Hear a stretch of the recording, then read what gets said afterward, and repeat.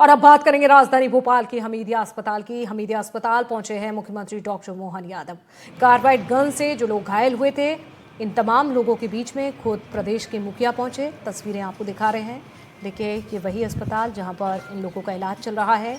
जानकारी लेने के लिए, मुलाकात करने के लिए खुद मुख्यमंत्री डॉक्टर मोहन यादव बीच में पहुंचे। घायलों के परिजनों से मुख्यमंत्री ने चर्चा भी की और उनका हालचाल भी जाना।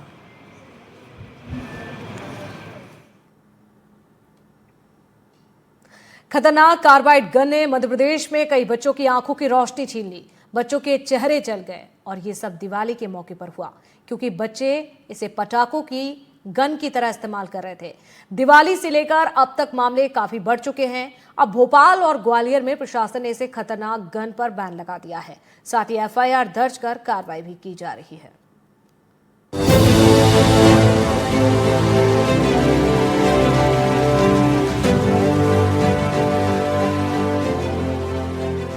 एक जुगाड़ गन जो बनी आंखों की दुश्मन।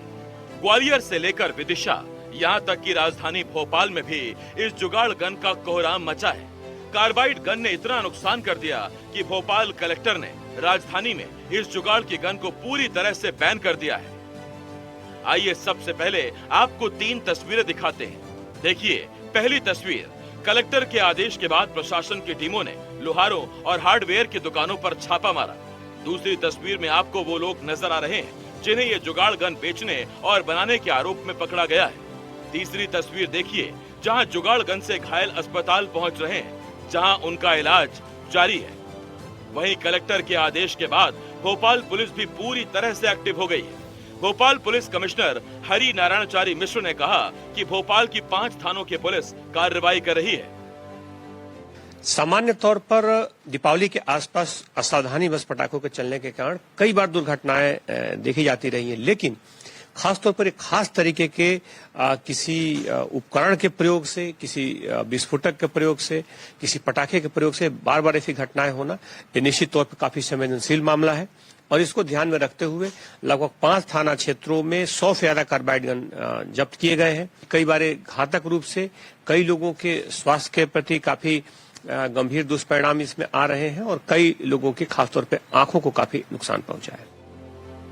दीपावली की खुशियों के बीच एमपी में कार्बाइड गन ने कई परिवारों की रातों को काला कर दिया था। 200 रुपए में मिलने वाली इस जुगाड़ गन के मामले में अब प्रशासन एक्टिव हुआ है।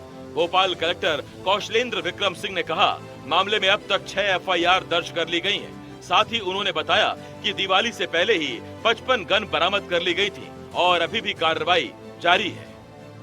हम लोग ये कोशिश कर रहे हैं कि जो भी हमारे हॉस्पिटल हैं वहाँ पे बेहतर इलाज मिले। माननीय मुख्यमंत्री जी के निर्देश हैं, जिस भी तरीके की मदद की जरूरत पड़ेगी की जाएगी। हमीदिया में भी कल 5 पेशेंट भर्ती थे, माननीय उप मुख्यमंत्री जी ने विजिट करके निर्देश दिए थे।